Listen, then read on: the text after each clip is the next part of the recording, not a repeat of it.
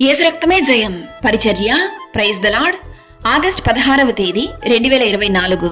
ఈరోజు దేవుని వాక్యము, మీ దేవుడైన యెహోవా కరుణా కటాక్షములు గలవాడు గనుక మీరు ఆయన వైపు తిరిగిన ఎడల ఆయన మీయందు ప్రసన్నుడగును.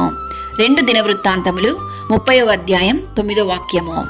మన దేవుడు పరిశుద్ధుడు, కరుణామయుడు.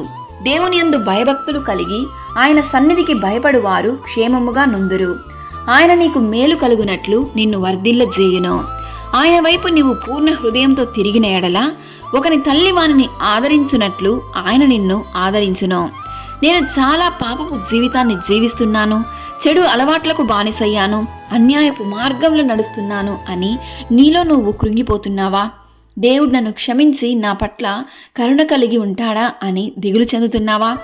దేవుడు ఈ వాక్యం ద్వారా నీతోనే మాట్లాడుతున్నాడు. నేను పాపులను పిలువవచ్చితిని గాని నీతిమంతులను పిలువరాలేదు అని. నీలో ఉన్న ప్రతి పాపాన్ని దేవుడు క్షమించి నీలో ఉన్నటువంటి అంధకార చీకటి దురాత్మ శక్తుల నుండి ఆయన ఇదినాన నీకు గొప్ప విడుదలను దయచేయను. నిన్ను నూతన సృష్టిగా మార్చును. నీ అనారోగ్య పరిస్థితిని ఆరోగ్యంగా మార్చును.